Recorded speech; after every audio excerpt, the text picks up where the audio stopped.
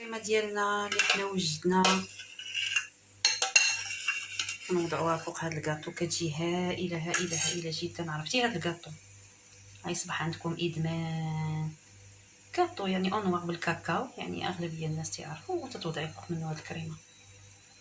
النهار اللي بديت اخواتاتي تندير هاد الملاوي بهذه الطريقه، شوفوا ليا قداش تنديرها طويله. تندير عجينه كبيره بحال هكذا، كنسرحها وكنبقى نطويها بحال هكا، وحيده على وحيده على وحيده. تنرش بالسميده وتندير الزبده، وتنبدا نقطع قدر غرفه اللي انا غنحتاجها. مثلا هكا، وحده هكا،